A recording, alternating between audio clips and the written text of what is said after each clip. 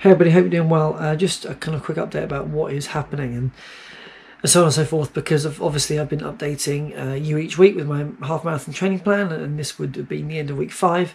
So just a quick insight into what is going on there, and then obviously the title of the video is that my plan is changing and why it's changing. So first and foremost, I did do 3 runs this week from the half marathon training plan, and I recorded the first 2, and when I went on the 3rd run I thought, that's strange, there's some videos that are still on my GoPro, I'll just delete them, and I had forgotten to remove the footage and put it onto my computer. So essentially those 2 runs were lost in terms of kind of video evidence that they even happened. And yeah, and on the same day that I realised this happened, I also got a notification, and this is what I want to share with you. So my ultra, which was planned for April this year, was of course cancelled and postponed.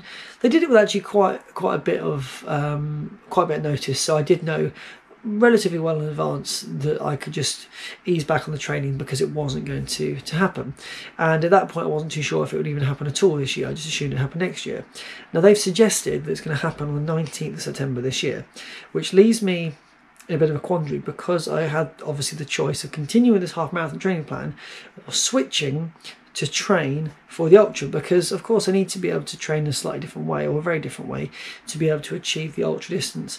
And so because of that, I made a decision to switch my training plan, and I will not be continuing with the half marathon one through Garmin. I will be doing kind of my own thing, which will rely heavily on easy runs, time on legs, some hill work, some elevation, and most importantly, probably most interestingly for you, I started a little while back at the beginning of my ultra journey filming parts of the course, but because the weather was so bad, there were parts of it which actually weren't accessible. Now the weather's pretty good, I'm actually going to be able to go to each part of the course, visit it, show you it, and give you a bit of an insight into kind of what I'm up against. So that's really exciting. Of course, the biggest question I have, and feel free to post in the comments below, will this event actually happen? Now all the big events have been cancelled, as you know, and I wanted to dig a bit deeper to find out what this event was actually like, because I've never taken part in it before. So up on the screen now, I'm actually going to show you the results of the different races, because you can do a half marathon, you can do a full marathon, you can do an ultra as part of a relay team, or you can do an ultra as part of a solo effort, and I'm doing the solo effort ultra.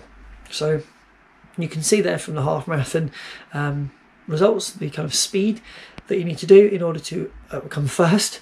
You can see equally here with the marathon results the kind of speed that you need to have.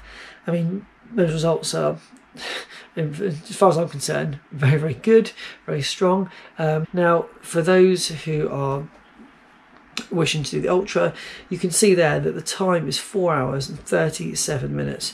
Actually, you're going to have to go under 5 hours for 60 kilometers to even make it into the top 3, certainly that year.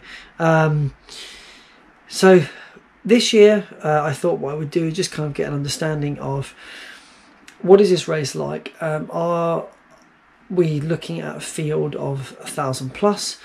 Are we looking at an event which is actually small and quite low key? The biggest concern I've had recently is that if this event does go ahead, it will be one of the first events, certainly locally to me. And if it does offer the half, the full, and the ultra, it may well be that a lot of people suddenly pounce on it if there is space available. They've actually been promoting it, that there are space available, which has made me feel a little bit more uneasy. I'd rather they just had moved all the people that are due to April and offered it for September, which they've obviously honoured the places, but to then accept more people at a time like this, I don't feel too good about that. But what I also thought I would do, just to give you the biggest insight into kind of what's going on, is show you the number of entrants that were in the 2019 field. So you can see on the screen there, we've got just 20 teams doing the relay, 144 the half marathon, 64 the marathon, and pretty spectacular. There are 224 people doing the ultra. So it's obviously known, and I've been aware of it as being an ultra race. But you know, there's quite a number of people, and even if you think about the fact that they might do a staggered start, that's a lot of people to get off the start line or through the start line, unless they're going to start really early. And you know, I wouldn't have any issue with like a 5 AM start just to start pushing people through. It's going to take a couple of hours, isn't it, to get them through? And of course, once you're out in the course, I guess you manage it yourself. But the main point of this video is to first of all just share with you a little bit more information about the ultra for those who are new to the channel, and also just to kind of voice my thoughts and feelings about this ultra. Will it go ahead?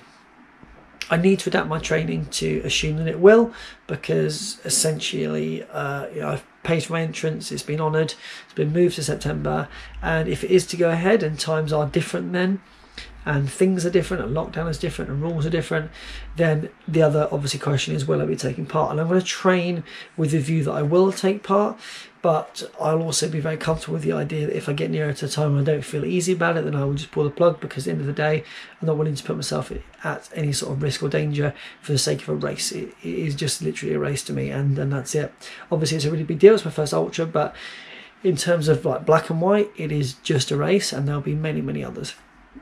So with all that said and done, there will be no more half marathon training plan currently, and there is no week 5 to speak of, and so the next update you will see will probably be individual runs, hopefully some exciting things of me taking in some new locations, taking some elevation, and just having a really good time with it. That's the most important thing, is to just enjoy, be positive, and just start to build that mileage up again. Who knows, maybe this training has actually benefited me far more than I know, and my speed has improved, but I've not really tested it fully, especially at the half marathon distance, to know whether it's had a huge impact. But yeah, it felt good. There's a lot of pros, a number of cons. I'll do a separate video on that. But overall, here's to it. And please do post in the comments below any thoughts you might have about whether a race will go ahead, what you would do,